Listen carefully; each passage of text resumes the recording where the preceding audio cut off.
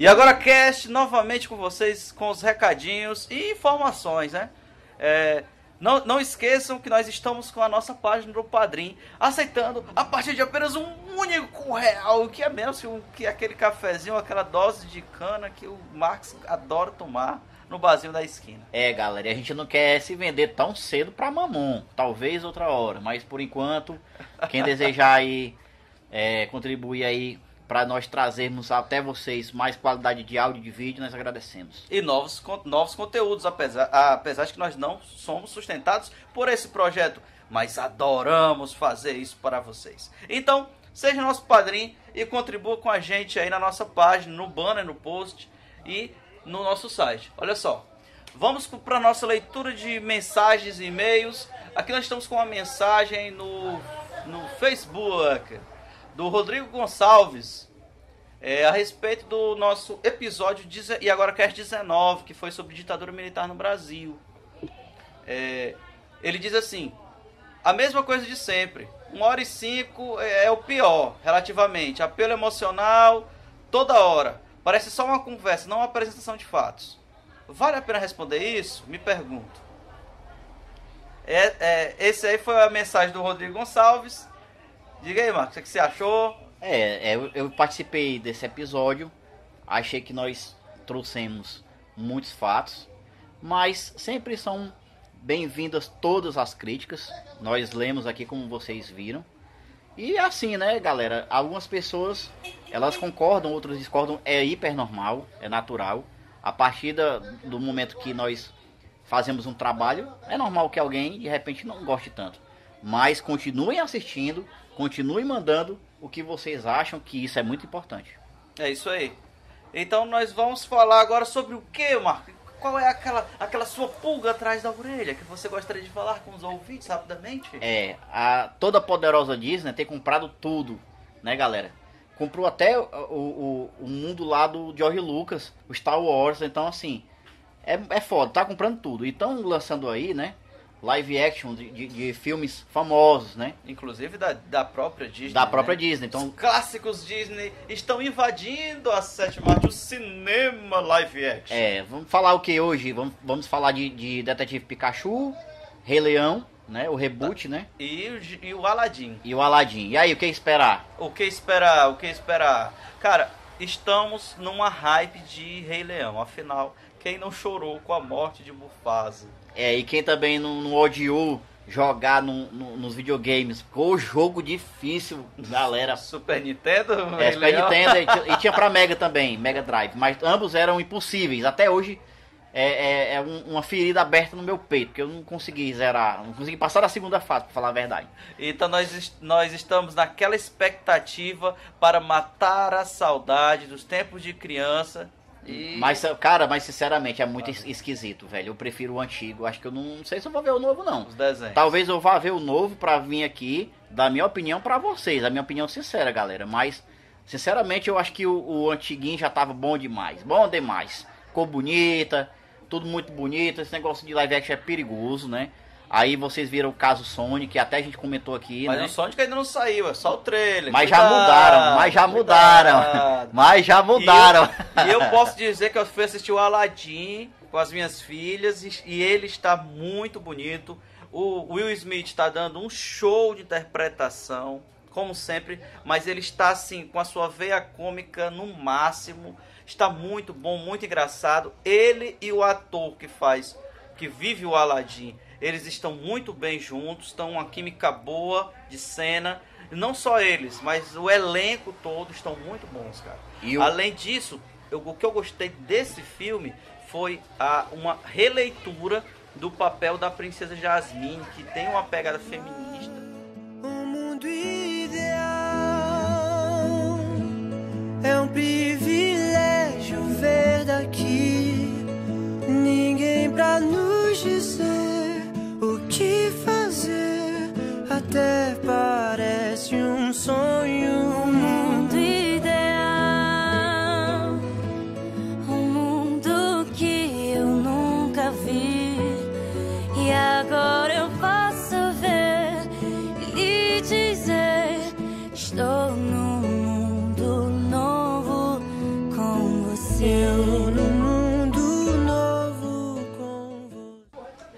sobre Detetive Pikachu?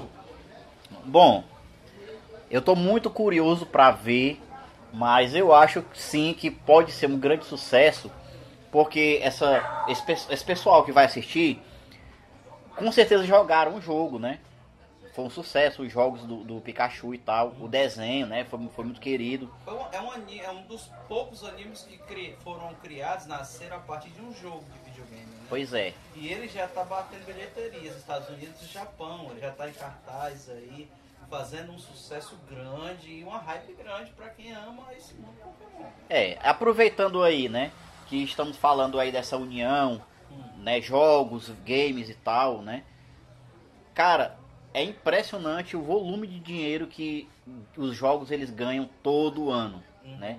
Tem o evento aí até a E3, né, que vai acontecer agora, dia 8 a 12, dia 8 a 12 agora desse mês.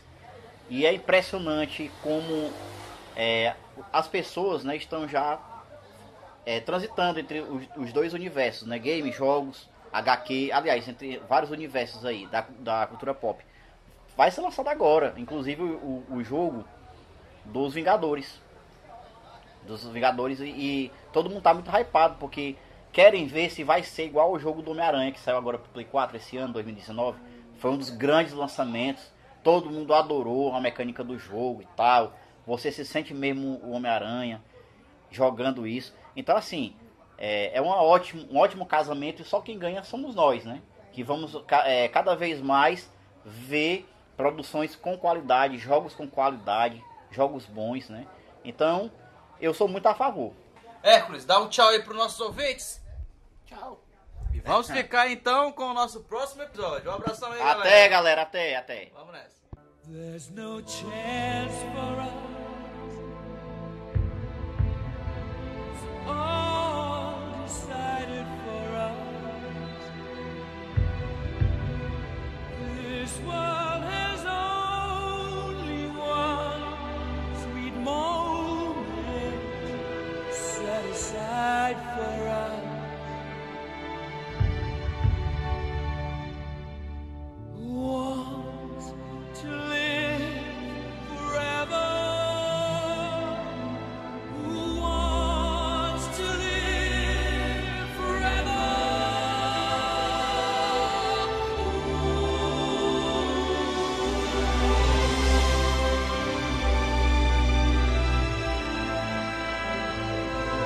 Who dares to love forever?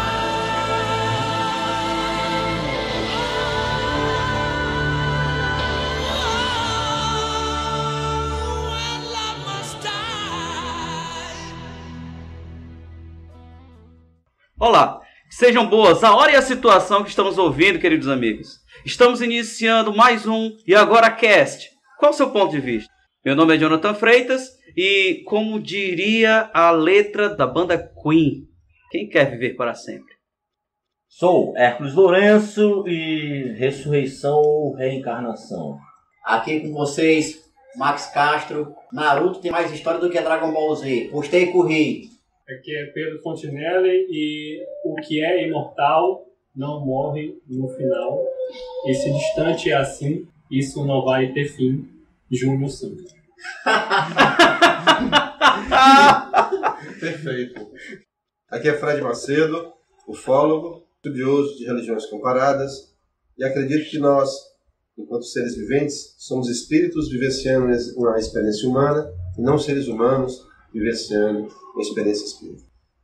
É isso aí, galera. Estamos iniciando mais um E Agora Cast. Hoje estaremos tratando deste ponto interessante: eternidade e alma imortal. O E Agora Cast Filosofia, que nós estaremos dando início a uma série de temas voltados para a filosofia e o pensamento ocidental. A pauta de hoje será eternidade e alma imortal. Estamos aí com nossos convidados Pedro Fontinelli e Fred Macedo, já conhecidos aqui do podcast. E vamos então iniciar com o bloco 1. O que é eternidade? Existe diferença entre eternidade e imortalidade? Primeiro, a ideia de eternidade e alma imortal, né? Ficou mais interessante assim, que eternidade e imortalidade, porque o lance da alma imortal seria uma descendência de uma vida e de uma nova vida. Porque você vive uma vida carnal, ou morre numa vida carnal, entra no plano espiritual. Então quer dizer que você morreu em algum momento, então você é mortal. Mas a alma é imortal, se ela vai voltar novamente. Aí o ciclo da vida é meio louco, Olha, não? nós estamos com o Hércules Lourenço começando aí com perguntas, já pra esquentar aqui o ringue. Ele não de 6 a primeira pergunta, ele trouxe mais 4, 5. 4 ou 5 perguntas. A distinção Seria o mais simpática sobre o que é eterno e o que é imortal é porque o que é eterno foi, é e será. E o imortal, ele tem um ponto de início. Ele inicia uma existência e se perpetua ad eterno. Isso. Então, na verdade, para nós que compreendemos a eternidade, não temos a compreensão devida, mas conseguimos aceitar e até internalizar o conceito de imortalidade, porque entendemos que a um momento ele teve um início e se perpetuou durante as eras. Mas essa definição, ainda para nós, eu enxergo como ainda algo muito além da nossa própria capacidade de tentar até traduzir esse conceito de uma maneira mais prática, né? Aí eu passo a palavra para o Max, que levantou a mão. Antes de tudo. Sandy Júnior foi de lascar, Pedro. Epa, peraí. Júnior e Sandy. Você tem que fazer a citação da BNT. É porque o próximo passo é o quê? Eternamente Shalom Now.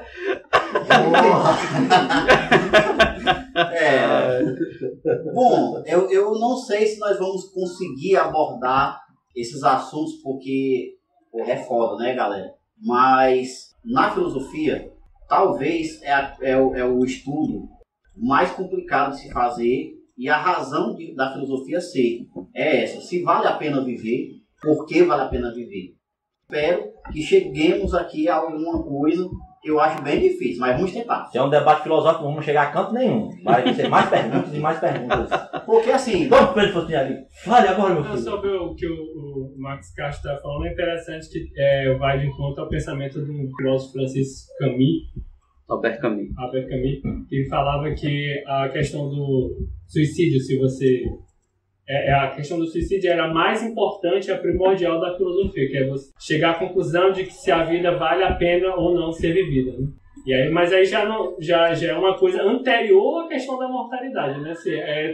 Tá avaliando primeiro se a vida vale a pena, né? Nem se está se preocupando ali se existe alguma coisa além da vida. Como nitiniano, Se você ser imortal numa vida poderosa é outro, né, meu irmão? Vamos ser imortal no quê? Barril de leite e mel, 700 virgens, essas coisas assim, tem que ser uma... Deixa o Marcos vai falar. Marcos, fala. É assim, como nitiano que eu sou, né, Nietzsche, ele já não trata da, assim, qualidade de vida, né, isso já é subversão. A questão é, a vida de qualidade, mesmo essa, vale a pena ser vivida? Nós estamos desvirtuando. O assunto seria algo, nós estamos pegando a variante. Mas a mortalidade, né? Não é, vai por aí. Ele fez 2 passos atrás. Para depois entender. Porque assim, para ele, se essa vida aqui não vale a pena, avalie a outra. Entendeu? A gente não tem nem certeza do sentido dessa vida, ainda mais da próxima. Agora você trouxe, porque antes de você falar, você complementou minha linha de raciocínio, o sentido. E realmente agora é um conceito da terceira escola de análise austríaca chamada logoterapia, que exatamente busca o sentido da vida, né? Que é de um psiquiatra, de um médico chamado Viktor Frankl, né? Que ele ficou preso no campo de concentração e perdeu os pais, perdeu a esposa grávida, e ele era estudioso, e ele tinha uma constituição física frágil, tanto é que na loteria, tinha uma loteria, né? O bolão da morte. E aí, ele, por ter sua constituição física frágil, ele era um dos primeiros, e sempre que apostava nele, sempre perdia. Tanto é que ele foi espancado por um guarda alemão exatamente porque ele se recusava a morrer. E o alemão estava ficando chateado por perder muitos marcos alemães das apostas. E o grande questionamento dele foi exatamente isso. Sabe por que ele conseguiu suportar todas as agruras, as adversidades no campo de concentração? Então ele se perguntava, não era por que eu estou passando por aquilo. Mas ele perguntava que tipo de homem eu serei quando eu sair disso.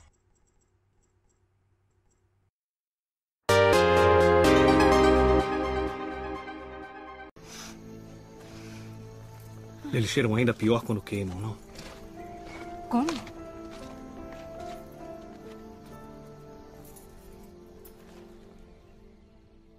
Elsa, eu jurei manter segredo Da própria esposa? também.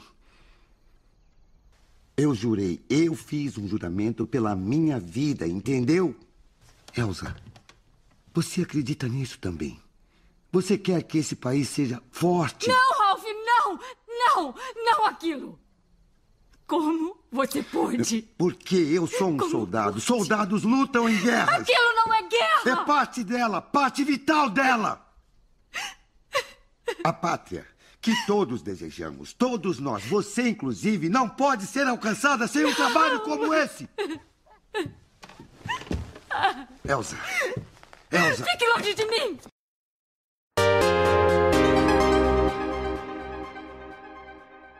Quer dizer, não era porque os alemães tinham azar. Né? Então é isso. Então era uma grande coisa de você pensar. Quando você fala na alma, fala na imortalidade, automaticamente busca. E você levantou um questionamento interessante. Para que viver tanto numa vida miserável? Aí vem a música do Lobão. Melhor viver 10 a 1000 do que 1000 não é isso? Viver... No caso, Lobão. Avec, decadência, avec arrogância. A música de 1985. E ele fala, ele questiona isso. Qual o sentido da vida? Viver 10 anos a 1000. Daqui a pouco a galera vai começar a gritar carpedinho aqui e sai pela janela. Mas vamos pra frente, porque pode É, ser que a gente indo pra frente, pode ser que as coisas vão se iluminando mais, né? Eu acho que esse assunto aqui... Eu fiz uma pergunta Eu acho interessantíssimo. sobre a diferença entre eternidade e mortalidade numa outra perspectiva. E foi muito interessante que o Fred tenha falado sobre as definições de eternidade e mortalidade, pois eu tinha feito uma perspectiva, uma comparação entre a eternidade, que seria aquela que está fora do contexto nascimento, vida e morte, não é isso? Mas só que não tinha visto essa questão do antes disso. A eternidade, você poderia ter um nascimento. Vamos supor, então, como seria eterno. O Pedro Fontenelle até trouxe um pouco nas suas pesquisas e que encaixou o Ulisses, na Guerra de Troia. Ele não estava querendo somente uma vitória. Ele queria ser eternizado. Não é isso?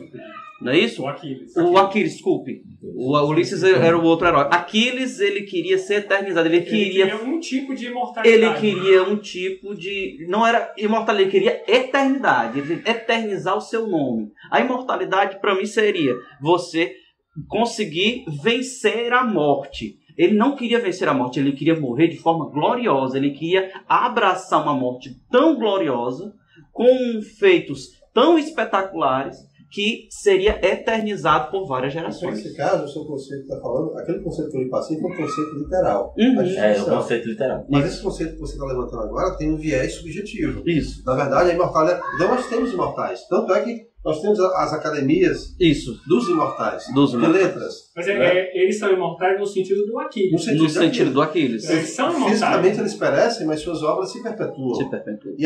Aí eles não seriam eternos, em vez de imortais?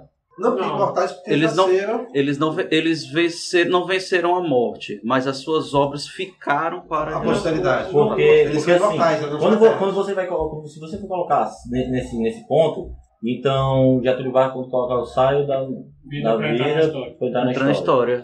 Ele procurou o quê? A imortalidade. É essa mesma que a gente está falando aqui. Me lembrei agora muito dos Vikings, né?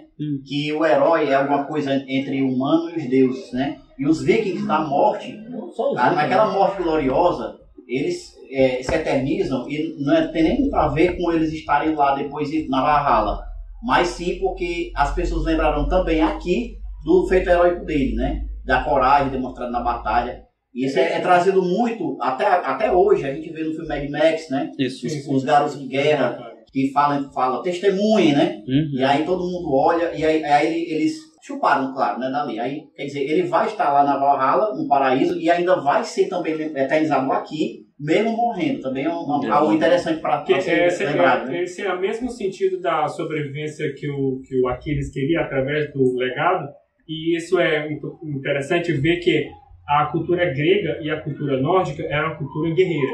Eu digo que ela era uma cultura guerreira por conta da cosmologia dela. Sim. O panteão de deuses tinha todo...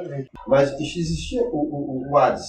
O Hades estava lá. Mas né? é exatamente no aspecto do Hades que eu queria falar, que o pós-morte do grego, que eu estou me referindo a qualquer grego, qualquer indivíduo que faça parte. Não precisa ser Deus, né? Não.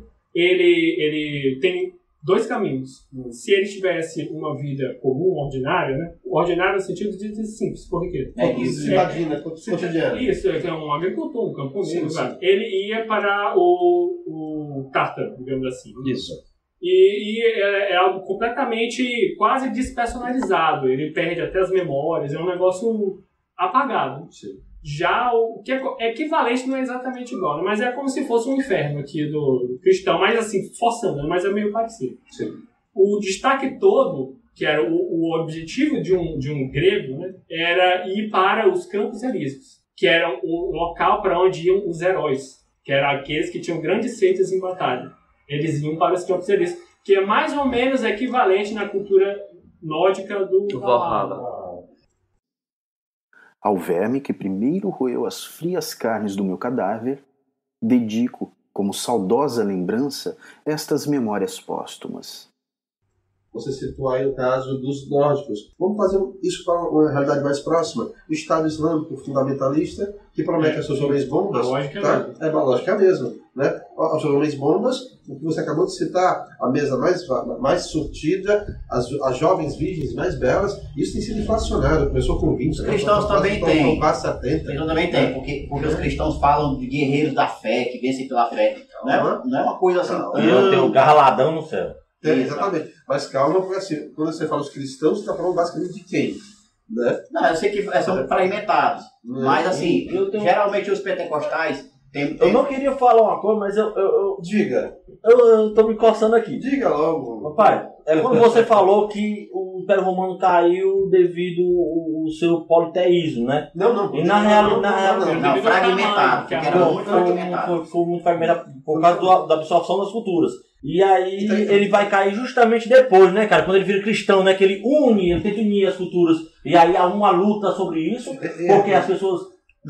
O Império Romano ele tinha um sincretismo religioso, ele conseguia fazer um sincretismo muito bonito, tanto fez que Constantino faz uma coisa linda. Ele pega o Deus Sol e Jesus e Pumba. É o mesmo e tal. Massa do caramba. Mesmo dia de aniversário.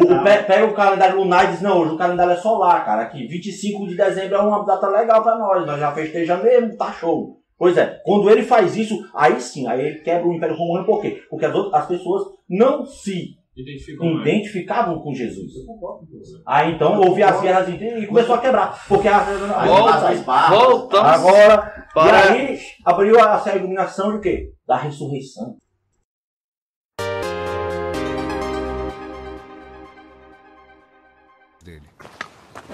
As histórias sobre o Senhor são reais?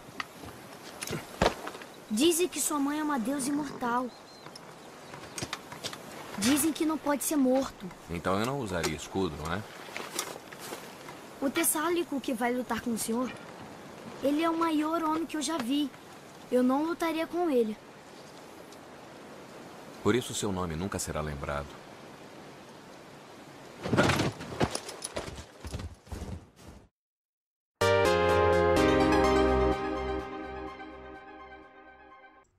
Nós estamos no bloco 2 já há algum tempo, que é modo de explicar a morte em mitologias antigas e religiões. Já visitamos aí a Grécia, já visitamos aí os nórdicos, e o Islã. Eu achava primeiro interessante uma sugestão, a gente discutir por que a imortalidade é desejada. Né? Eu começo dizendo logo. Por quê? A imortalidade é desejada porque os homens eles temem o medo de serem esquecidos. Nós temos uma necessidade muito grande de... Você está falando de uma alimentação de ego, de ser reconhecido, é isso?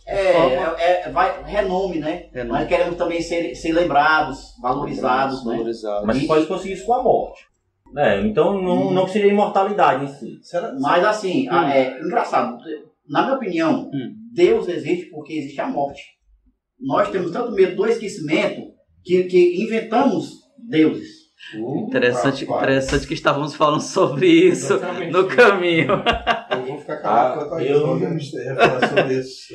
Então, assim, a ideia... A forma de nos tornarmos um pouco deuses está justamente no heroísmo, nessa necessidade de fazer alguma coisa. Mas isso eu vejo que você faz para evitar o medo da morte. Agora, o que eu queria discutir é o medo da morte. Mas você parou pensar que talvez era isso que eu ia falar. O medo desconhecido... É o que eu ia... Tu acabou de falar que estava aqui. O medo desconhecido gera a necessidade da ostentação. Eu quero ser herói porque eu sei que eu vou perecer e o que vai ser de mim? A minha memória, a minha vida, as minhas reminiscências. Esse é o medo. Esse é o medo. Quem sou eu? Eu vou deixar de existir e no caso eu, o Fred, que é casado, que trabalha, ninguém vai falar sobre mim, ninguém vai saber quem eu sou. Agora interessante é meu porque legado qual é? Meu legado qual é?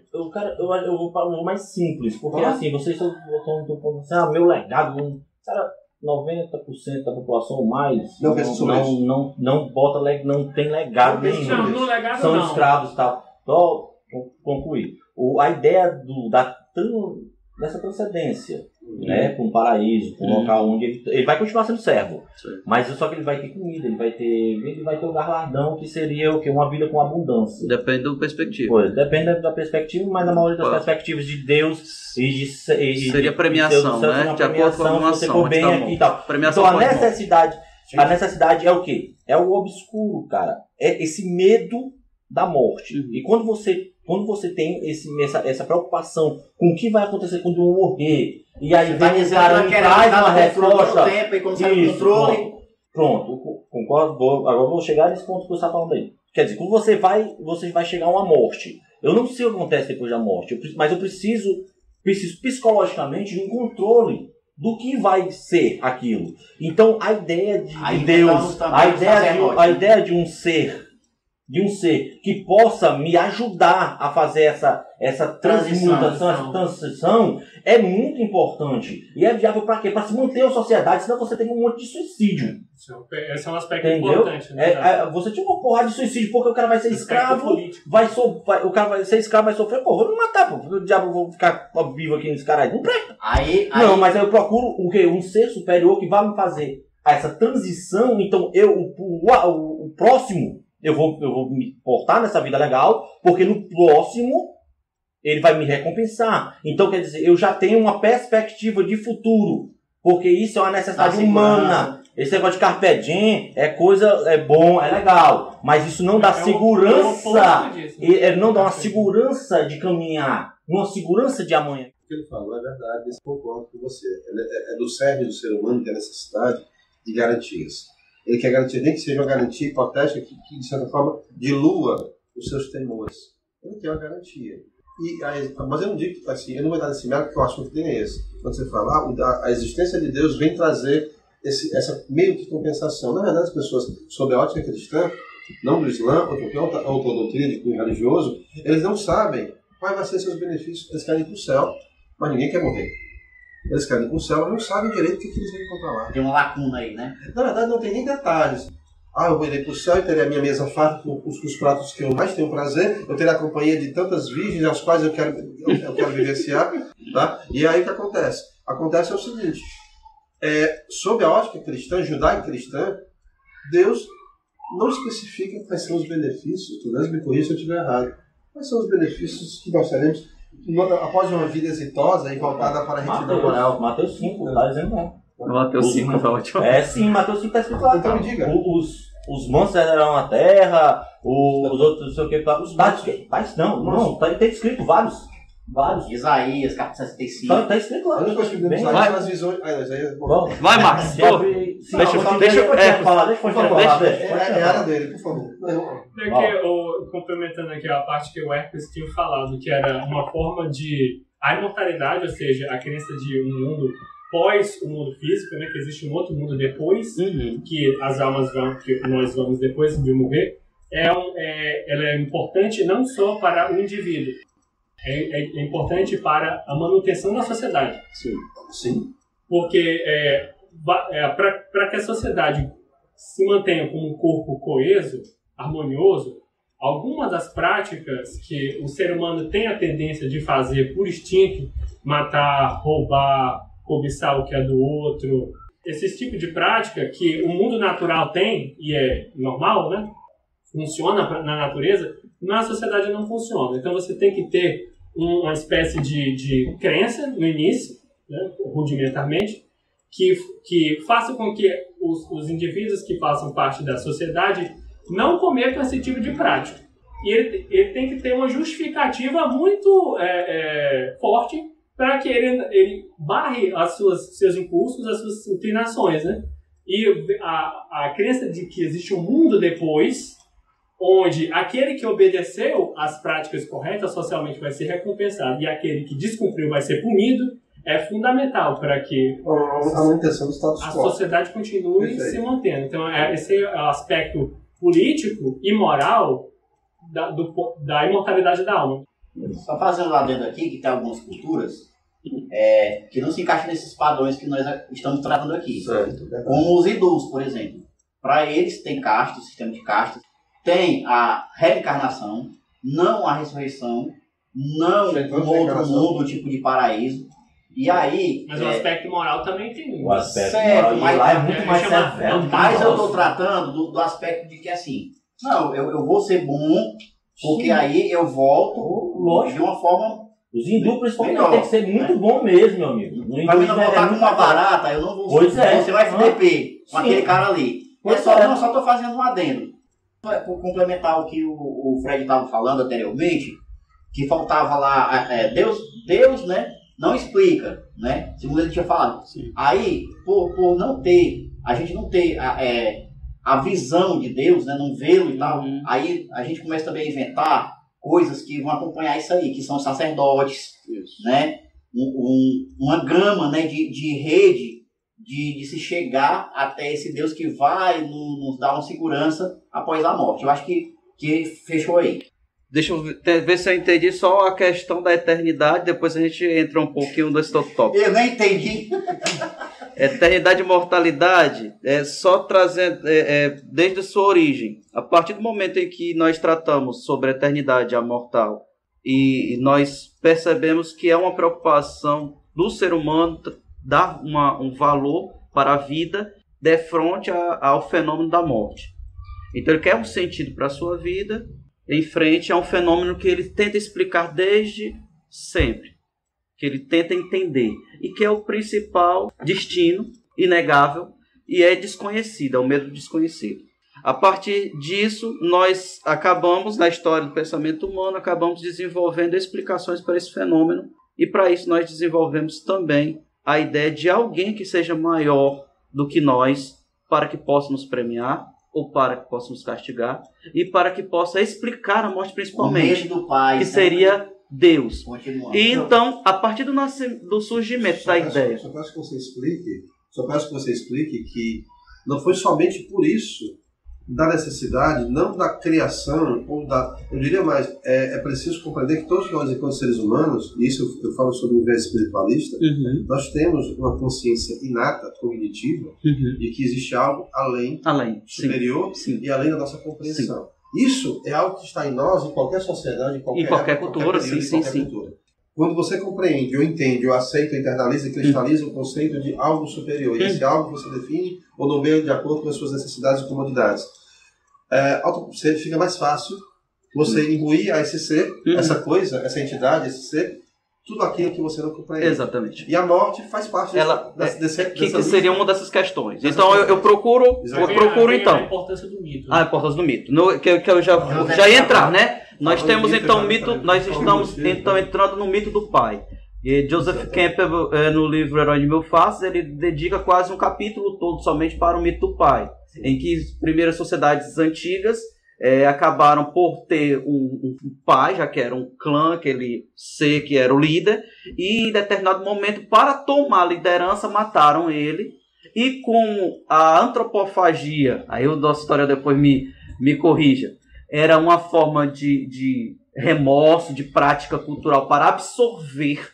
Também foi feito por meio do remorso, um sentimento de perda, de pena, de reposição de algo. acabaram comendo a carne desse líder, desse primeiro pai.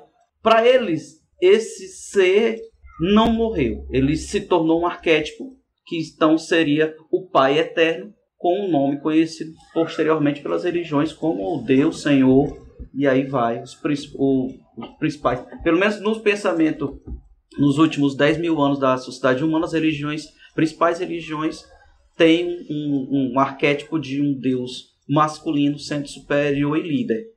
E essa ainda. história de comer a carne também. E a quantidade de continua em várias religiões também, várias culturas. Mais sutis do que outras. Mais, isso. Em algumas, principalmente as antigas, você come literalmente. Você pega, mata um bicho e come, Não, e o é. outro não, é uma metáfora, né? E algumas culturas isso também é demonstração até de respeito. É demonstração de respeito pelo combate. Algumas culturas se alimentavam dos seus adversários rendidos. Isso. Geralmente com uma forma também de respeito, porque eles foram assimilando para mim a sua força, a sua vontade, a sua determinação, a sua coragem. Né? E elas Não serão perdidas, né? De forma não serão disseminadas. Os tupinambás no Brasil, eles fazem muito antropofagia. Eles praticavam antropofagia. E a antropofagia é um tipo também de eternização. Isso. É a eternização, porque agora você passa a fazer parte de mim. Isso. Eu vou tirar um pouco do pedaço de você e você vai fazer parte de mim. Então, quer dizer, eu não vou ser mais um ser só, eu vou ser um ser muito Mas no caso dos índios, não tem essa parte de eternização. Tem a parte de que você absorve a força do inimigo. Os tupinambás, eles falam de absorção do ser. Pra você ter uma ideia do leque, por que eu estou falando isso? Porque quando ele faz o ato da antropofagia, que é um ritual, que ele vai torrar a carne, ele vai dividir, aquela pessoa que está sendo comida, né? Isso. Comida, né? Literalmente comida, ela passa a fazer parte de você. E ele tem que ser lembrado quando você comeu ela, você vai lembrar dela. Mas é questão da eternidade. Da imortalidade, a divindade não, do divino eu não sei, porque lá a divindade porque tem tribos que tem essa parte de... precisa separar em algum momento, nós estamos falando de eternidade, imortalidade, que muitas vezes é sinônimo em alguns momentos com uma característica divina, mas não estamos falando somente está falando dessa eternização pela absorção do cara, estou falando pela eternização do cara, da pessoa. E eles faziam isso não eram só com chefes, grandes chefes ou grandes mães da tribo, guerreiros contrários. Os caras lutavam até a morte e eles tinham o prazer de matar aquele cara, trazer aquele cara para ser ritualizado, para que todos era uma só de alto respeito a ele. Tanto é que ele era colocado numa tenda à parte. Eram dadas mulheres para ele e tudo mais. Ele tinha uma semana de purificação dentro da tribo. Que ele tinha relação com as mulheres e tudo mais. Tinha do bom e do melhor. Existia a possibilidade de haver uma gestação que era muito bem aceita pela tribo. Que era muito bem aceita pela tribo. Porque uma prole forte, determinada, corajosa. Então isso também existe. Pronto. Por mais que... Pelo que ele está falando, é um conceito subjetivo de imortalidade. O conceito subjetivo de imortalidade. Não estamos falando sobre a ideia do divino. Eu queria complementar, entrando nesse aspecto. Pois é, porque assim, não tinha a complexidade. Aí ficaria na imortalidade do cara e na absorção. Na absorção do poder do ser, daquele ser. Eu estava comendo um pedaço de você, então eu iria. Você era rápido, eu também ia ser rápido. Você era valente, eu também seria valente. Mas aí não entra em imortalidade aí, né? Entra em imortalidade porque você passou a ser parte de mim. Subjetivo. Mas quem vai comigo? O subjetivo ele vai morrer, isso. É subjetivo amplamente, tanto subjetivo sujeito quanto subjetivo da concepção. O grande lance daqui entra a mortalidade, sabe por quê? Porque, pensa bem, vamos assim, tirar o nosso pensamento ocidental. Você se alimentou, eu me alimentei do Fred. O Fred era um grande guerreiro, eu me alimentei dele. Eu passo a ser também grande guerreiro. Então eu vou ser comido por alguém quando eu morrer. Você também? É lógico, porque você é um grande guerreiro. Era assim que funcionava. Entendeu?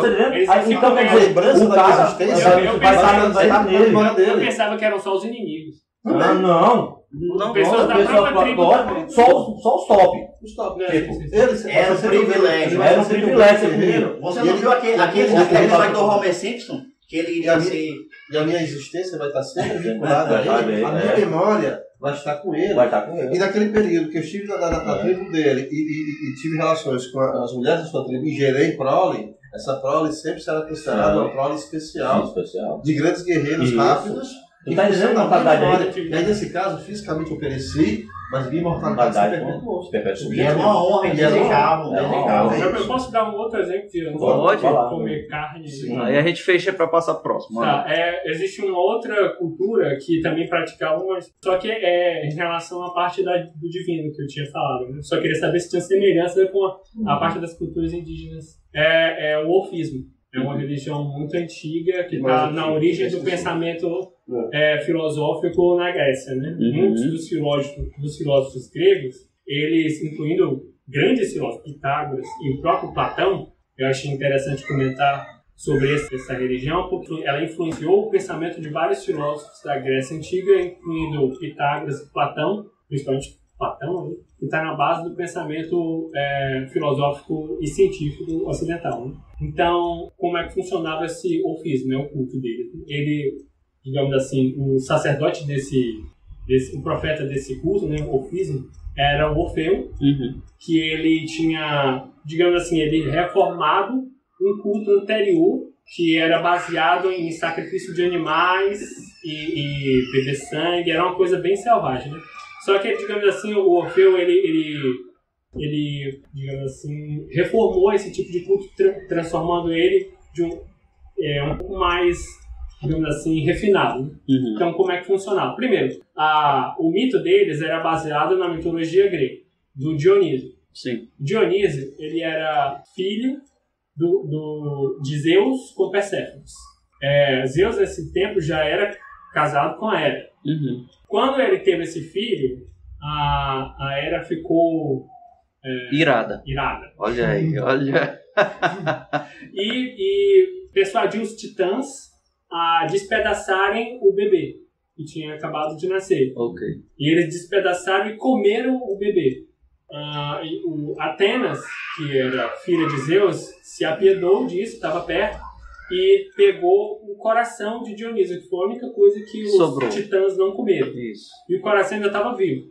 Aí levou para Zeus. Zeus pegou esse coração, fez uma poção com esse coração e deu para uma amante dele, bebê. A amante bebeu, ficou grávida e pariu Dionísio, renascido.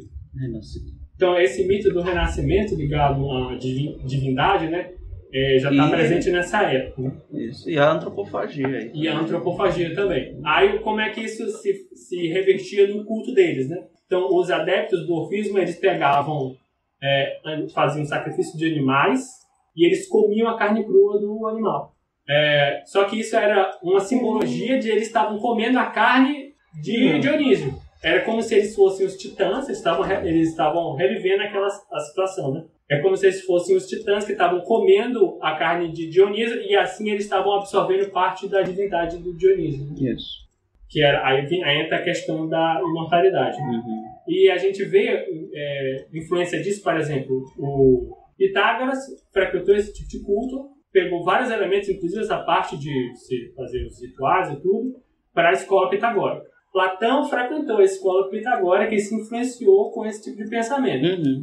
O Santo Agostinho pegou lá o mito e incorporou várias coisas que também tinham, só que de uma maneira, digamos assim, mais sutil. Palatável. Né? Palatável. Você não vai comer a carne crua mesmo, você vai comer algo que simboliza.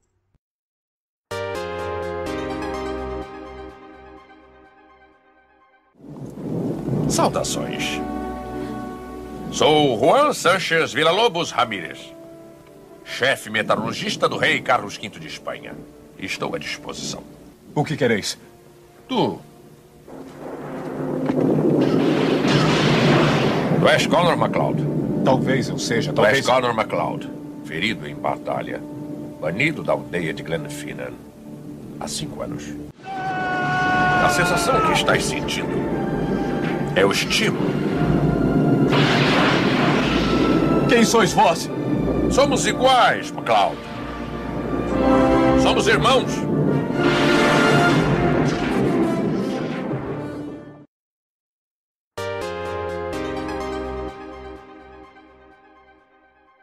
E indo além, meio que já levando por viés do divino, onde o animal, pela sua força, agilidade e força, e devemos entender que as primeiras civilizações, os primeiros grupos, os primeiros núcleos, que poderiam ser denominados nações ou culturas, eram todos pautados pela força física. Basicamente não havia consensualidade, não havia uma conduta voltada para um diálogo racional. A imposição de força era uma coisa imperiosa e era ferramenta de dominação. Então, a força era sempre muito estimada e superestimada. Se eu sou rápido, se eu sou forte, eu imponho a minha vontade. Os animais, e automaticamente o ser humano, apesar de sua parca racionalidade, ele se refletia na conduta dos animais. Por isso que os animais eram alçados em alguns momentos ao status, né, do arquétipo divino, e eles se travestiam, além de comer a carne, eles se travestiam da pele, do crânio, para passar a ideia de que eu sou híbrido, eu sou misto, peixe animal, eu sou um semidivino. Aí nasce também o conceito do semideus. Porque não diria tanto semideus, é porque as religiões antigas elas eram animistas. Né? Então, pronto, a expressão queria o Deus ele estava nos animais, Deus estava no rio, no trovão, na tempestade, na chuva, no fogo. Eles estavam nos fenômenos, porque era uma civilização ainda muito primitiva que não conseguia conceber. Aquilo que eu falei anteriormente, que a ideia de algo superior já se fazia presente, mas eles não sabiam expressar isso de uma forma mais amadurecida. Então eles expressavam naquilo que eles desconheciam. Aí você pode ver uma somatização de coisas aí. Ignorância, né? Limitação cognitiva e outros aspectos. Eu fico a pensar os ameríndios, né? Faziam imortalidade dentro dos seus totens. Os totens eram um tipo de imortalidade.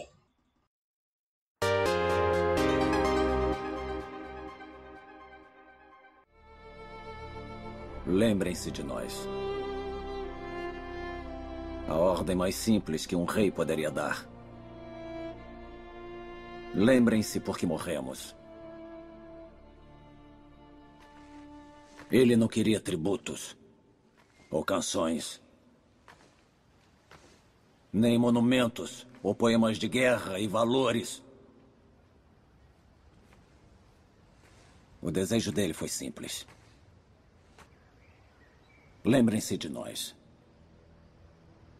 Disse-me ele. Essa era a esperança dele. Caso alguma alma livre venha cruzar este lugar, em todos os incontáveis séculos ainda por vir, que nossas vozes sussurrem para vocês das rochas perenes. Vá dizer aos espartanos, viajante, que aqui, pela lei de Esparta, nós repousamos. E assim morreu meu rei. Assim morreram meus irmãos.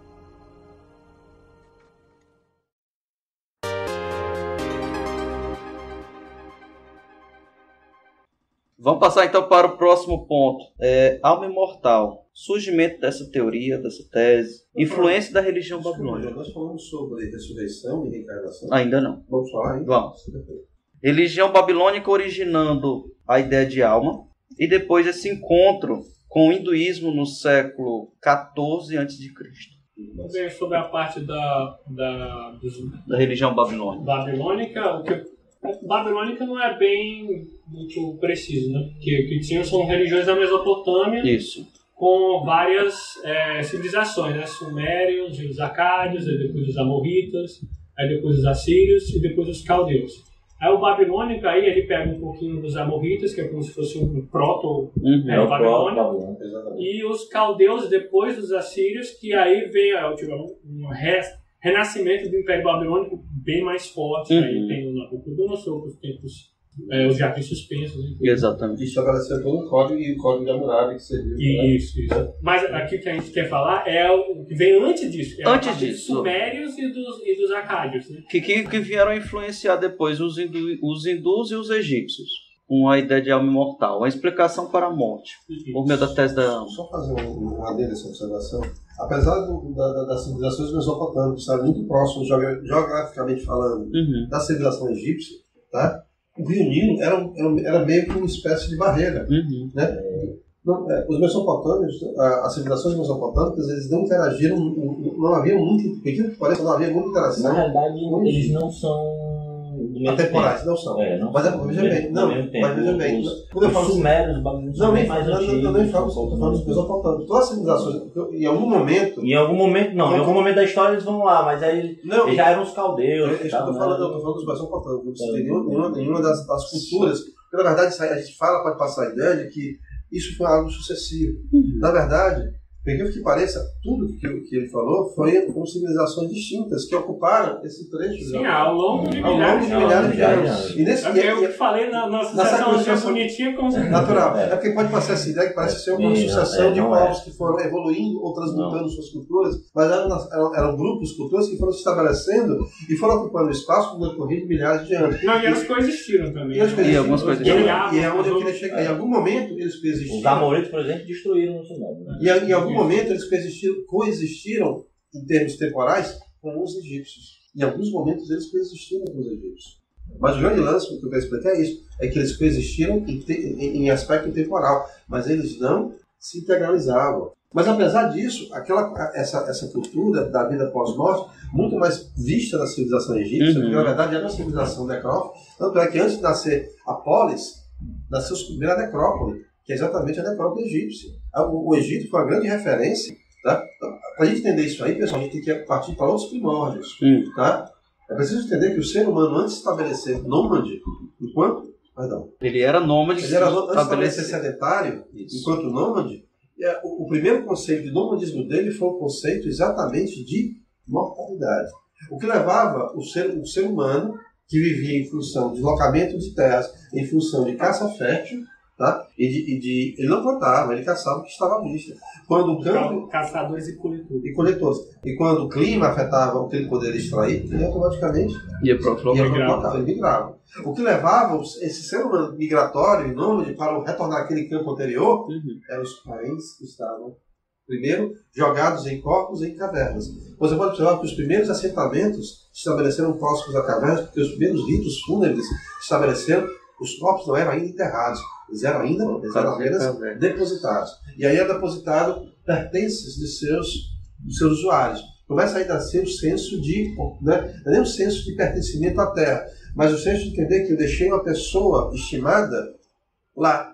E eu preciso retornar. A partir do momento que ele começa a retornar, foi um dos elementos que começou a fazer com que ele mudasse a sua rotina migratória e estabelecesse como sedentário. Então o próprio conceito de mortalidade, para o homem primitivo, existiu a partir dessa necessidade de voltar a relembrar, a procurar a memória daquele ser que ele que não que esqueceu, mas que ele não convive mais. Ele não pode ir muito longe porque ele tem que voltar. Ele tem que voltar. Por isso a necessidade de estabelecer. Aí deixa de ser isso um dos motivos, deixar o nomadismo para o sedentarismo. Só para complementar o que o Fred acabou com a agricultura, né? A agricultura foi só um detalhe. Foi só um detalhe. Quem precisa de comida, você tem que derramar. E antes que ele faça o adendo, é verdade, a agricultura surgiu depois. Só para complementar o que o Fred está dizendo, em todo o mundo, os pesquisadores encontram corpos enterrados de forma muito elaborada. Aqui no Brasil, os índios, né, os indígenas, eles enterravam os seus dentro de vasos de cerâmica que claramente se passava muito tempo, se perdia muito tempo fazendo esses jarros. É todo um processo ritualístico. Todo um processo ritualístico demorava dias e dias, e esses vasos eram ornamentados, não era só um receptáculo de um corpo.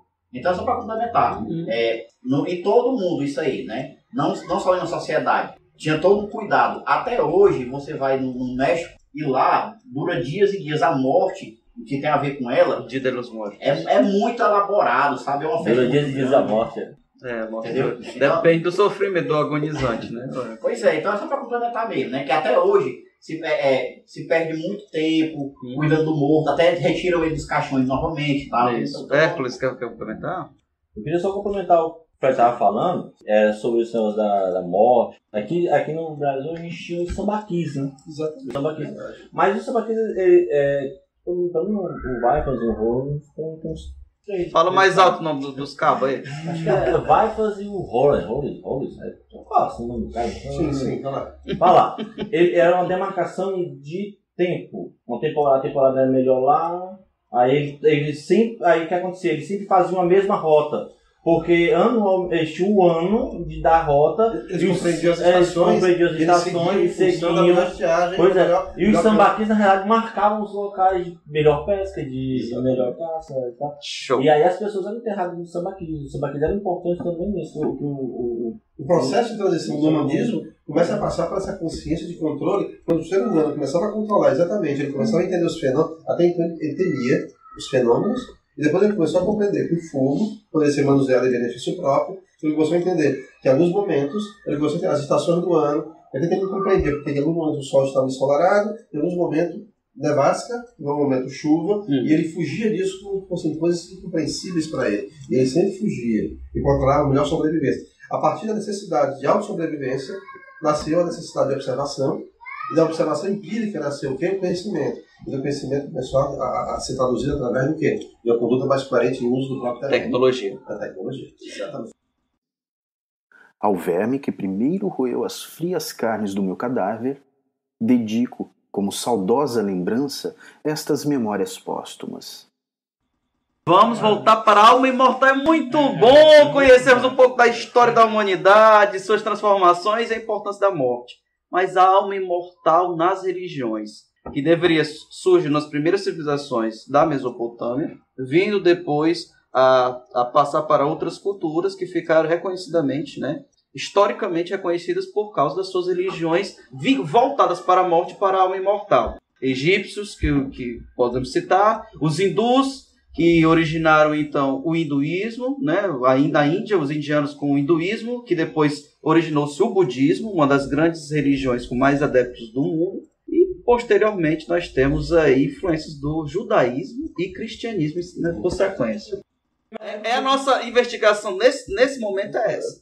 De onde veio a proto-ideia da alma imortal? Pedro? Então, o início desse tipo de concepção, pelo menos até onde a minha pesquisa foi, dentro da cultura suméria e acádia, começou com um mito do grande dilúvio, digamos assim, né? Que é Nimrod. Ficou como talvez a primeira ideia de dilúvio que veio antes do dilúvio bíblico, do judaico, antes culturalmente. Isso. Que era o seguinte. Os deuses sumerianos eram os tais famigerados Anunnakis, né? E eles não queriam, chegou um momento que eles não queriam mais trabalhar. O mito que eu conheço é ele. Se quiserem remedar ou corrigir... Pode continuar. Pode continuar. Nós estamos chegando aqui. Você terminar, começa a chibatada aí.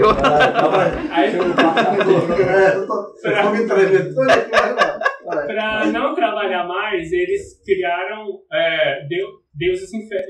deuses também, só que inferiores a eles, em hierarquia inferior, que me fugiu o nome agora. Seria o semideus depois em outras culturas. Na verdade, semideus é uma ideia mais grega, né? Mas, isso. E esses deuses inferiores aí, vamos chamar assim, né?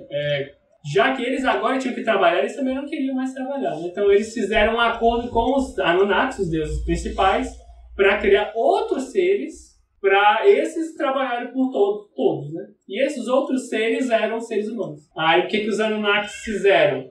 Fizeram um acordo com esses deuses secundários, inferiores, para ceder um deles em sacrifício, seria morto, e o sangue dele seria misturado com o barro, e dessa mistura toda iriam nascer os seres humanos. Ok. É assim que a gente pode falar de imortalidade, porque esses deuses eles não morrem. Não sei. Agora, só um adendo essa análise dele, e aí eu estou focar só no assunto atual, porque... Da alma imortal. Eu estou me treinando tão muito para falar de ufologia, eu não vou falar... Nada de Zacaria hoje. Nada. Zacaria sente hoje não. Hoje não. Então, assim... Eu estava pensando no livro do Eck. O que ele falou é verdade. Assim, basicamente, a história suméria principal é interessante citar porque é o seguinte, quando fala do dilúvio de Gilgamesh, na verdade, nós tivemos, todas as culturas primitivas tiveram a sua versão de dilúvio em momentos temporais distintos. E é isso que me causa estranheza, porque não só os sumérios, Nós encontramos, inclusive, tribos na Amazônia, tá? Tribos brasileiras, que têm a sua versão. E o mais engraçado é que todos os povos litorâneos, tanto do Ocidente ou do Oriente, que de certa forma tinham à sua vista o Atlântico, diziam que eram descendentes de povos que vieram à margem europeia, a África, Península Ibérica, Europa, os povos, principalmente os catalães, eles diziam que eram, eles afirmam literalmente. Os catalães, País Basco. Os Países Bascos, eles falam literalmente que são descendentes diretos, e eles não mistificam. Somos descendentes diretos dos Atlantes. Assim eles se expressam. Pequenas civilizações ameríndias da América Central, você vai encontrar falando também sobre o conceito de formação de povos. Você vai encontrar, os próprios astecas falavam em Aztlán, uma cidade que tinha seus deuses, mas agora vamos falar sobre, voltando para não fugir para a alma imortal. Alma imortal. O mais interessante é entender o seguinte, que apesar de sermos descendentes em termos religiosos da cultura judaico-cristã, de certa forma o mundo ocidental, pela sua própria economia dominante, ele determina e serve de referência em todos os aspectos para o resto do mundo, a visão de ressurreição em termos religiosos ou de doutrina, de cunho filosófico religioso, 3/4 da população que acredita em algo ou professa alguma doutrina de cunho religioso é reencarnacionista. Apenas 1/4 vinculada à crença da ressurreição. O que mostra, pessoal, que na verdade a gente que não conhece e acredita que os restos dos povos apenas tem um pequeno rito, aceita algo de pouca relevância, mas na verdade são culturas que se perpetuam bem antes do estabelecimento da cultura judaico-cristã, da religião judaico-cristã. Então essa visão de reencarnação tem algumas variações. Você vai encontrar reencarnação no Egito, você vai encontrar reencarnação entre os hindus, você vai encontrar reencarnação entre os budistas, você vai encontrar reencarnação entre os espíritas, você vai encontrar reencarnação em vários povos, cada um com a sua variação. Um exemplo, para o espiritismo não existe retrocesso evolucionário, ou para frente ou estaciona. Né? Você pode ver os hindus, você volta em função de suas práticas. Então você vai ver. Lembrei de uma coisa ali. Né? Você vai ver que isso varia de civilização para civilização, mas a ideia de se perpetuar, inclusive hoje, e aí eu tenho que inevitavelmente falar de ufologia, porque hoje em dia a ufologia está muito mais próxima dessa visão. Não, mas eu vou sair dela. O que eu tenho que explicar. Existe hoje uma teoria que eu refuto, por ser extremamente insana, que na verdade nós, ao perecermos fisicamente, nós perecemos também em todos os aspectos, inclusive a nossa alma imortal. Isso. O que registra são nossas memórias em algum plano de existência. Exatamente. Fica registrado tudo que nós fomos, tudo que sentimos, como se fosse uma espécie de gravador completo de toda a nossa... Nós somos replicados no que diz respeito à nossa existência completa. Entra no Mind Up, né? Mas era um aspecto tecnológico. Mas antes, a gente vai tratar disso.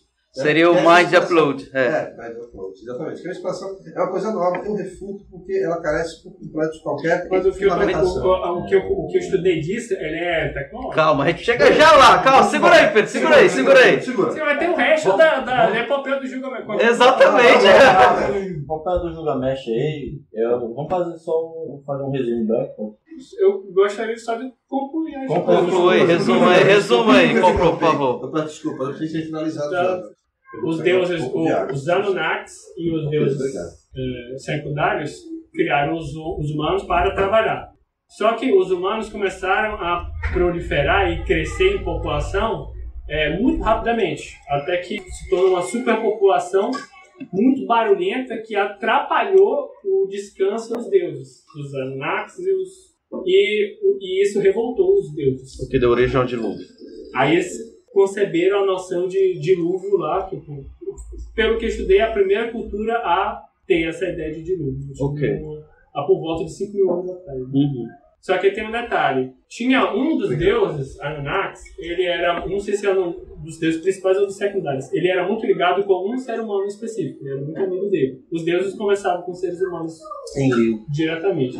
Não me recordo. Amigo de Gilgamesh. Só que os deuses convenceram todos a estarem em acordo a mandar um dilúvio. Inclusive esse, que era amigo do humano, ele se comprometeu a não contar para o humano, amigo dele, que iria haver esse dilúvio. Depois do dilúvio, um dos humanos escapa. E como ele conseguiu escapar, os deuses se arrependeram de ter matado os seres humanos dessa forma. E eles deram a dádiva da imortalidade para esse humano que escapou, a ele e a esposa dele. Só que como ele estava agora imortal, ele não poderia mais conviver com os outros humanos, então ele se afastou. Ele foi para, como diz o poeta, ele foi para uma ilha lá, e longe de qualquer acesso para os outros humanos. Né? Isso conclui a primeira parte do mito. Aí vem a parte do Gilgamesh. Gilgamesh era uma espécie, ele é filho de Deus, ser humano filho de Deus, muito forte, um rei. Só que porque ele era muito forte, ele estava perturbando a vida dos próprios cidadãos lá que viviam. Certo. Não cidadãos. Seus súditos. Seus súditos, exatamente. E eles pediram, porque ele destruía coisa, ele era muito vida louca, ele bebia, aí pegava a mulher dos outros. Então, exatamente. Aí o que os súditos fizeram? Pediram Gilgamesh Vida Louca foi massa. Foi ótimo. Só o Pedro Fontenelle. Vai lá. Pediram para os deuses mandarem alguma criatura que rivalizasse com o Gilgamesh. Aí eles mandaram Enkidu, que era um tipo de gigante muito forte, muito poderoso, que rivalizou com o Gilgamesh. Muito peludo e com chifre. Exatamente, ele tinha um aspecto animalesco. Eu poderia detalhar mais, mas para encurtar a história, né? Cortei. Eles viraram... Primeiro eles se tornaram rivais, mas depois viraram muito, muito amigos. Até o pessoal especula que eles eram amigos, inclusive amantes, né? Qual é o resultado disso? Eles ficavam, os dois juntos eram ainda mais poderosos, que rivalizaram até com os deuses. Aí teve uma deusa que tentou seduzir os dois, mas não conseguiu. Aí o que ela tentou? Tentou derrotá-los, digamos assim, frontalmente, fisicamente, não conseguiu. Aí o que ela fez? Mandou uma febre para Enkidu e matou Enkidu. Quando Enkidu morreu, o Gilgamesh ficou muito triste, e diz até que o luto dele era semelhante ao de um marido que perdeu a esposa, naquela cultura lá deles. Passado o luto, que foram dias de luto, de tristeza que o Gilgamesh ficou por ter perdido o amigo, o Gilgamesh passou a ter a consciência da própria mortalidade, porque se o amigo dele morreu, ele vai morrer também. Aí o que ele fez? Ele procurou um jeito de se tornar imortal. E aí soube dessa lenda, que essa parte do dilúvio que eu contei, e que se existisse um jeito de alcançar a imortalidade, esse sujeito que sabia. Aí o Gilgamesh foi atrás desse cara. Conseguiu chegar nesse canto que ninguém chegava, falou com o cara, o sujeito parece que deu uma planta para ele, que iria tornar ele imortal. Só que uma cobra o pai aí já entrou comeu a planta, roubou a planta, fez alguma coisa que levou a planta embora, e ele não conseguiu se tornar imortal. A história termina com o Gilgamesh voltando para casa, se conformando com a sua própria mortalidade. Aceitando, né? Não, eu sou mortal mesmo, e a gente tem que conviver com essa ideia. Né? E viveu cada dia como se fosse o último para a gente. Ele aprendeu a aproveitar a vida dele.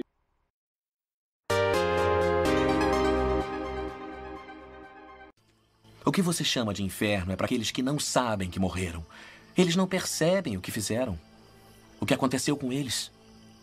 Tão voltados para si mesmos que constroem um mundo em torno deles. Para si mesmo? Isso não se aplica a eles também? Não é verdade. Suicidas são diferentes. Eles não vão para o inferno porque são imorais ou egoístas. Eles vão por um motivo bem diferente. Todos nós temos um instinto de que há uma ordem natural na nossa jornada. E a Anne infringiu isso. Ela não vai encarar. Ela não vai perceber ou aceitar o que fez. Ela vai passar toda a eternidade vivendo isso. Continua dizendo que ela está no inferno. O inferno de cada um é diferente. Nem tudo é fogo e dor. O inferno verdadeiro é a vida que deu errado.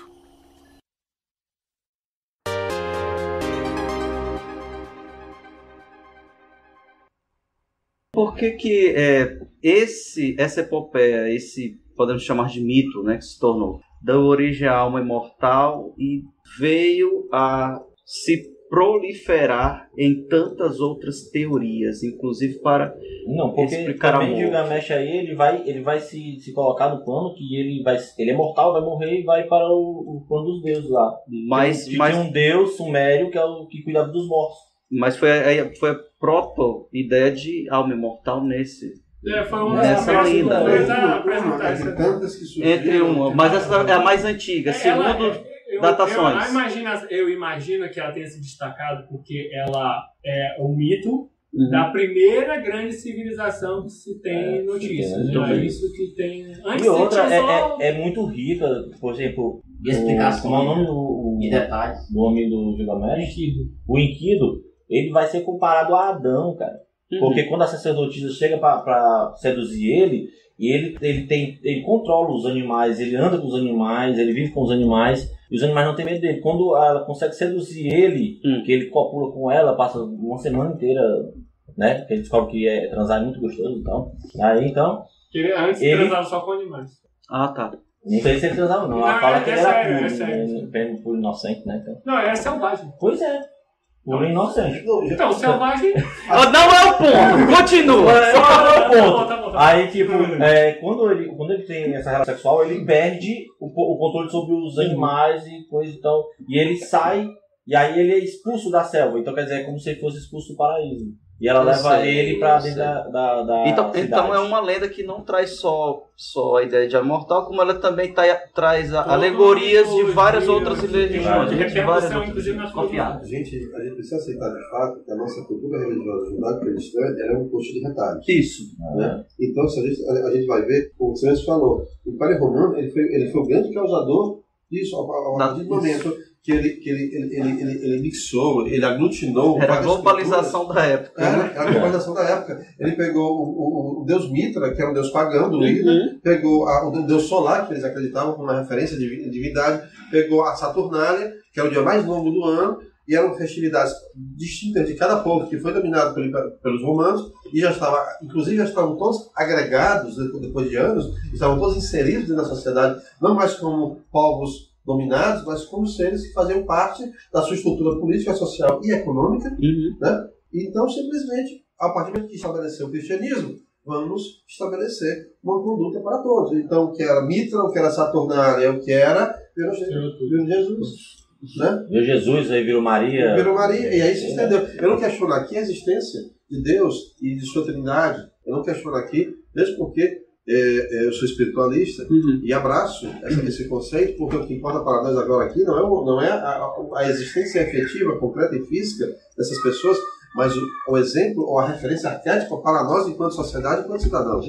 Né? Isso é muito mais importante de tudo. Mas a gente precisa entender que a cultura suméria, ela é talvez a mais antiga, Suméria-Acádia, talvez a mais antiga traduzida. Isso, temos outras. Mas o mais interessante é que você vê que a partir daí nós temos uma ideia de como a cultura oral, a cultura passada de geração para geração, como foi tomando forma, né? E foi tomando profundidade e foi influenciando. No caso deles não era só oral, que eles inventaram inclusive a escrita. Sim, as placas cuneiformes. A gente conhece esse mito através do que eles deixaram escrito. Se fosse só oral, tinha se perdido. O mais engraçado é que você para pensar que a gente fica pensando que se perdeu, né? Porque assim, a Babilônia. Para começar, que nós temos a Biblioteca de Alexandria, que estava no Império Oriental Romano. É isso que eu ia falar. A história oficial romana fala da cultura suméria de 8 mil anos para cá. O sumério já existia há 12, 13, 14 mil anos. Nós temos comprovações atuais, pelo advento da tecnologia, que nossa história oficial é falaciosa. Então, a própria Biblioteca de Alexandria tinha papiros egípcios, pré-adâmicos, se falava até em papiros, rolos escritos atlantianos, que os turcos utilizavam para aquecer suas barracas durante anos. Eles queimavam sistematicamente, eles pegavam de maneira aleatória apenas, era carvão. Para eles, todos os papiros da Biblioteca de Alexandria eram carvão para aquecer suas fogueiras. Imagina como o quanto perdemos. Um bom pedaço dessa epopeia que eu falei, ela foi um capítulo, foi descoberto em 2010. Estava lá, foi um sujeito, um pastor lá de ovelha da região, e descobriu esse pedaço e levou lá no museu. E falou, olha, eu acho que isso aqui é muito valioso. Vocês devem querer isso. Estou vendendo aqui. Aí eles pegaram o pedaço lá de pedra e aí mandaram pro cara que falava sumério, o especialista sumério. Aí ele falou, pelo amor de Deus, compra esse negócio, que é um pedaço enorme que tem uma lacuna lá no mito e esse negócio preenche tudo. Compra esse negócio. Aí o sujeito foi lá, tá bom, a gente compra. Quanto é que tu quer? Eu sei que isso aí é muito valioso, por isso eu vou pedir um bom valor nele, $200. Aí tá bom. Tchau. Ao verme que primeiro roeu as frias carnes do meu cadáver, dedico, como saudosa lembrança, estas memórias póstumas. Ressurreição, reencarnação, são opostos? São. Você não pode pensar sobre o viés reencarnacionista e aceitar a ressurreição. Primeiro, entender o conceito do que é reencarnação e ressurreição. Por favor, quais são os conceitos? A reencarnação, basicamente, é a possibilidade de um espírito, uma alma, porque, sob a ótica... Uma essência vital de um ser humano passar. Né? Chama o nome que você achou mais adequado. A essência vital. Sob a ótica espírita, alma é o espírito encarnado. Ok. Tá? Quando ele desencarna, ele volta a ser espírito. Então, reencarnação é a possibilidade desse espírito reencarnar em vidas sucessivas. A qualidade dessa vida vai variar de acordo com a crença a qual está estabelecida. Como eu falei antes, em alguns casos você não pode regredir, em outras doutrinas você pode retroceder a ponto de vir reencarnado em um animal dito irracional, ou até nos animais mais prosaicos, até em termos de estrutura celular. Isso foi o espiritismo também? Não, o espiritismo aceita tão somente a reencarnação entre humanos e não permite a possibilidade de retrocesso. Mas permite, sim, dependendo, não é que permita. Sob a ótica espírita, existe a aceitação de que podemos vir com algumas deficiências físicas ou fisiológicas ou mentais decorrentes de nossas ações de vidas pretéritas. Por uma questão moral. Por uma questão moral. Isso. Tá? Então, deixar claro. E o que é a ressurreição? A ressurreição é o seu retorno à vida física com o mesmo corpo, com a mesma vida que você tinha anteriormente. Okay. Né? Então, as duas, não é que sejam antagônicas, mas as duas são automaticamente bem colocadas, que elas não se adequam ou não se podem ter a mesma visão. Muito né? bem. Próximo.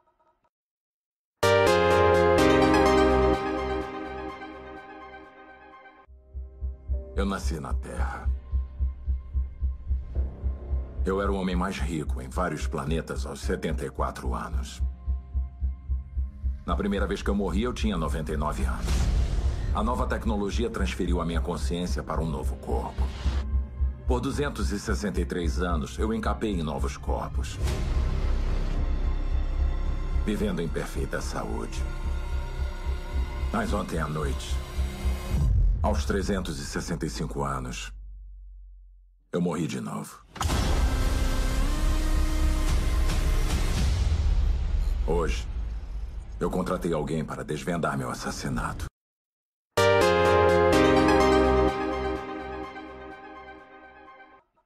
Vamos passar para o bloco, o bloco 4, transhumanismo e mind upload, novas teorias, referências pop, Matrix, vai! Eu tava dando uma pesquisada no transhumanismo. Na verdade, eu acho que nós já vivemos o transhumanismo. Vou explicar. O que é? O transhumanismo... Tem que explicar o que é. Pois é, vou começar agora.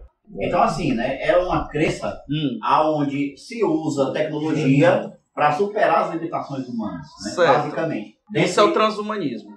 Isso é o transhumanismo. Dentro dessa limitação, a limitação é a vida, que é a morte. Exatamente. Muitos acreditam que no futuro, são mais otimistas, claro, que no futuro, por meio da tecnologia, da nanotecnologia, e toda cibernética, engenharia genética e tal, será possível que o homem vai vencer a morte. Aí você vai nos filmes, nas séries, e tudo isso, né? Você vai ver, por exemplo, né? Cara, é impossível não falar da Netflix, é impossível. Paga nós Netflix. Aí você vai lá no filme Altered Carbon, né? Você vê lá um exemplo, né? Que o carinha tem... Que é de mind upload. Exato. Aí já entra... Que é a teoria da mente, que ela foi pode transferida. Ser transferida, a né? consciência humana se transferida. Isso. No caso, seria uma ideia tecnológica da alma. alma. Porque as duas coisas estão ligadas. Transhumanismo, né? Isso é uma das cartilhas do transhumanismo. Isso. Então, assim, vai lá no filme lá, que é um filme, aí o carinha não morre, porque aqui tem um córtex dele, pode ser gravado, né? Tem uma espécie de pequeno disco. Isso, aí guarda ele toda a sua consciência. Corpo, né? E isso faria dele eterno. E ele pode escolher outro corpo. Então a ideia da reencarnação, de uma perspectiva tecnológica, também está presente. A mente dele fica sempre num corpo. Não, pode ficar a mente fica uma espécie de HD. E aí ele pode tirar do corpo e colocar em outro corpo. Ele pode pôr numa máquina. Pode ficar em nuvens. Beleza, ele pode colocar em nuvens, também colocar no HD de um satélite. Eu tô querendo agora saber inglês, francês. Olha, se vocês não viram, gente, vejam San Junípero é o 4º episódio da 3ª temporada do Black Mirror, que tá lá no Netflix. Aí lá, cara, é impressionante. É sobre o upload, né? Mind upload. Que é justamente duas mulheres que estão, assim, são idosas já, né? Uma tá até de cama, tá até morrendo. Isso. Aí, não vou nem falar da questão moral, porque senão eu ia perder muito tempo. Mas aí elas se conhecem, tipo, numa realidade paralela. E se apaixonam. Né? E aí, elas podem viver para sempre naquela realidade. Que é uma cidade virtual. Cara, é impressionante. Mas é em nuvem, viu? Toda a base do transhumanismo que você tá falando aí é tecnológico. Não, a tecnologia. Mas você vai entender que eu já falei que nós já estamos. Por quê? Porque o ser humano tem trabalhado em quê? Em coisas que têm dado suporte à vida, portanto vivemos mais. Isso. Não importa se é medicamento, não importa se você substitui uma parte do seu corpo que está ruim, coloca um ouvido aqui, né? O ouvido está ruim, coloca aqui um aparelhinho que ouve melhor. Tudo isso é transhumanista. É coisa de transhumanismo. Mas esse termo pode incomodar, mas eu entendo, eu conheço o conceito, mas para quem está nos escutando, tu deu o viés tecnológico. Qual é o conceito geral de transhumanismo? É isso que o pessoal está o conceito geral é você utilizar a ciência que tem a ver com tecnologia, mas também todas as outras áreas de conhecimento todas as áreas de conhecimento para poder fazer com que o homem viva melhor, mais e melhor. E ele supere essas deficiências cognitivas, limitações físicas e tal. Uma coisa para chegar nesse ponto, era bom falar antes um pouco de singularidade. Né? Singularidade. Deixa eu te fazer uma pergunta, Marcos. Acho que talvez tenha a ver com isso. O grupo religioso chamado Testemunho de Jeová, onde eles pregam que a alma ela é mortal, inclusive utilizando passagens da Bíblia, né? E quando alguém morre, a consciência dessa pessoa ela é enviada para uma espécie de HD de um servidor que Deus tem. Eu estava esperando sempre para citar esse que eu ia falar. Que envia para um servidor que Deus tem, que seja a consciência de Deus. O Big Data de Deus. Certo. Onde vai guardar toda a consciência de cada ser humano que morreu. Então, Marcos, o que você acha desse tipo de teoria que é feito por essas religiões? Acho que tem outras também. Eu acho que aí não vejo transhumanismo aí, a gente não pode dizer que porque o transhumanismo depende do homem. Nesse caso aí, vai depender do caso de um Deus, entendeu? De algo transcendental, que transcende ao homem. No humanismo, o homem, ele se utiliza da própria inteligência para poder até se superar o próprio estado atual, né? Então aí nesse caso não seria, não podemos dizer que é humanismo. E aí, só para complementar, a gente vai encontrar, queria citar aqui algumas obras que todo mundo conhece, do filme da Marvel, né, como Homem de Ferro, que ele utiliza uma armadura, né? Já vai para a cultura pop. Porque assim, né, para todo mundo, para todo mundo já começar assim, né, para todo mundo começar a entender com mais clareza. Exemplo, né, a Alita, né, um filme que acabou de ser lançado, né? Isso. Alita, Robocop, o Avatar, onde o personagem, né, o carinha lá usa um exoesqueleto, né? Não é só um exoesqueleto, é um outro, né? Um outro corpo. No outro corpo, é um avatar dele mesmo. É orgânico, não é exoesqueleto, é orgânico. O exoesqueleto feito agora pelos Estados Unidos junto com o Brasil, ele é biomecânico, né? Então quer dizer que tem parte biológica, parte mecânica. Na literatura, né? Justamente não haver a rejeição do corpo devido à necessidade do tempo. Na literatura, né? Até mesmo na literatura bem assim, bem antiga, né? Com Mary Shelley, né? O Frankenstein, né? O Frankenstein. Né? A gente vê lá. Só sei que mas é uma consciência nova de partes de vários corpos. Sim, mas tudo tudo está ligado ao transhumanismo, sim. E ao transhumanismo. Pois é, só sei que assim, a partir dos anos 90, os carinhas que começaram a pregar muito isso foi o Max Moore e o Stephen Lawrence. A partir dos anos 90, que houve que houve uma onda muito grande, que a tecnologia parece que deu um salto muito grande, aí eles começaram, né, a viajar e a falar sobre isso. Mas, desculpa te interromper, perdão, eu pensei agora, você falou da cultura, falou do transhumanismo, nós estamos falando de mortalidade. Certo. Que exemplo maravilhoso, o exemplo do Bram Stoker, que foi com o Drácula, que ele se perpetuava uma ação de transhumanismo, porque o sangue dava vida, né? Dava vida e ele se perpetuava de forma imortal. Que exemplo eu achei interessante aqui, nós estamos falando, talvez ele personifique o assunto de hoje que nós estamos falando. O mito do vampiro em geral. O mito do vampiro em geral. Não dele. Eu acho um exemplo maravilhoso para falar assim, o Capitão América, né? Da Marvel, né? Ele era um cara bem fraco e tal, né? Sim. Aí de repente ele por meio de estudo, de tecnologia. Ele foi o primeiro bombado da cidade. Pois é. Então mas assim, o primeiro bombado da história. Só para citar aqui. Ou seja, você não é valoroso pelo seu mérito, mas pelas bombas que você toma. Tirando lição de moral. Intelectualmente você não conta. Só sei que é o esteroide que você bota na vida. Tem várias correntes, né? Só pra, assim, tem várias correntes de transhumanismo. Se a gente for falar desse assunto, vai dar um outro podcast. Então não vou entrar muito nisso não, mas eu acho que... Se me permitirem, eu acho que a gente poderia... Assim, vou falar em outro momento, porque são assuntos tão polêmicos que a gente não exaure aqui. Eu acredito que a gente possa retornar a tocar esse assunto. É um tema muito vasto. Muito vasto, né? Agora, eu queria só contar uma coisa sobre o transhumanismo, interessante, que é histórico, que era sabido que os líderes comunistas, tanto Lenin, né, depois Stalin, eles eram tratados com a intenção de perpetuar e prolongar sua vida por muito e muito tempo. Foi o primeiro conceito de medicina voltada para essa prática. E era muito comum, da mesma forma que os alemães na Segunda Guerra Mundial. Eles tinham, por que parece, vocês não saibam disso, mas os alemães, o primeiro conceito de bomba de esteroides, os soldados alemães tinham, para que eles aguentassem o frio russo, para que eles aguentassem as campanhas militares expansionistas do governo alemão, na época, fascista, nazista. Então, já existia. Transhumanismo para a guerra. Para a guerra. Tanto é que... A máquina da guerra sempre fez a indústria da guerra. A indústria da guerra sempre foi muito benéfica à tecnologia.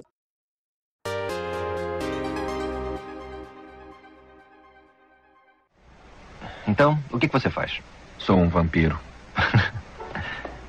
Isso é uma coisa que eu nunca tinha ouvido antes. Eu sou de carne e osso, mas não sou humano. E eu não tenho sido humano há 200 anos. Por favor. Como posso deixá-lo à vontade? Vamos começar como David Copperfield? Eu nasci, eu cresci. Ou vamos começar quando eu nasci para a escuridão, como eu chamo. É realmente onde deveríamos começar, não acha? Não está mentindo, não é? Por que mentiria?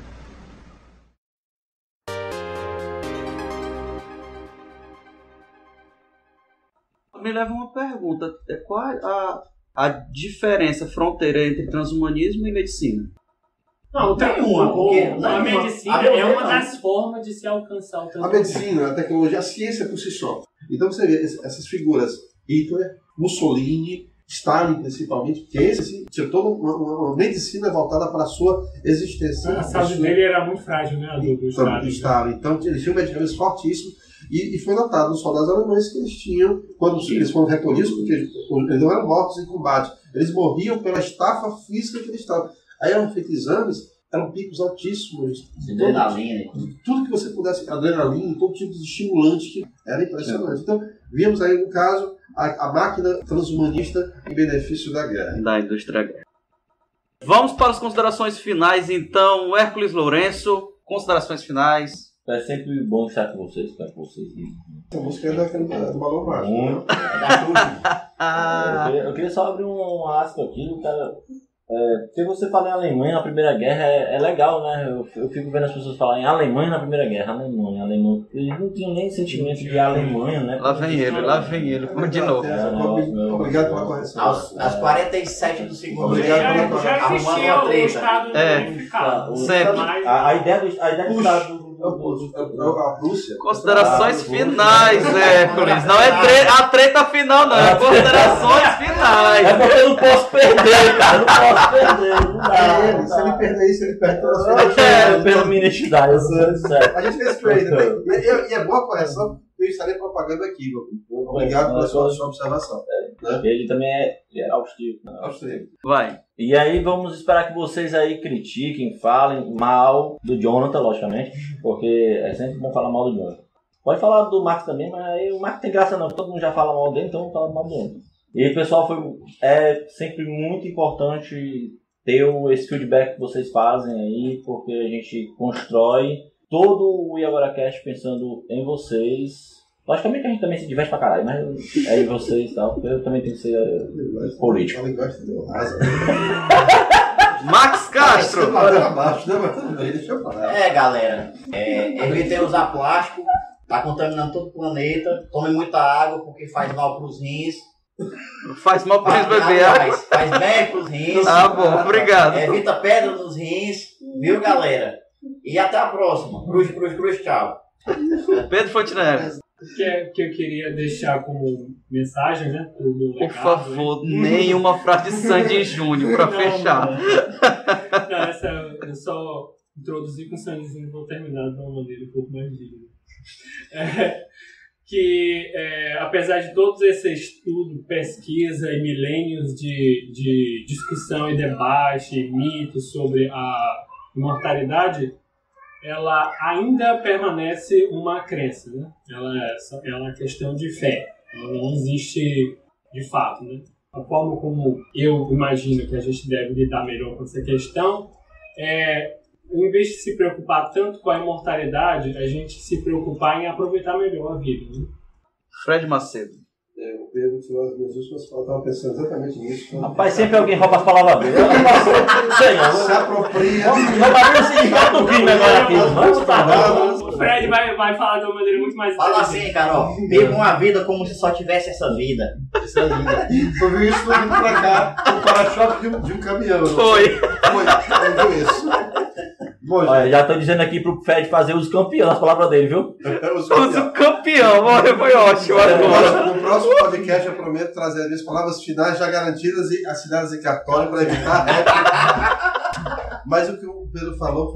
Aliás, antes de falar das palavras do Pedro, que foram com muita propriedade, eu quero me agradecer mais uma vez o convite. É sempre um privilégio, uma honra, e como o Arthur falou com muita também propriedade, que eu não vou repetir as palavras dele, que foram muito baixas, né? Mas é um prazer estar aqui, né? Parece clichê, parece lugar comum, mas é um prazer estar aqui. É sempre uma tarde muito satisfatória, trocar alguma ideia. E eu espero que vocês usem, se aproveitem, quem porventura escutar essas palavras que foram discutidas nessa tarde de hoje, vejam isso como um trabalho feito com muito esmero, e com muita vontade, com muito compromisso, apesar das brincadeiras.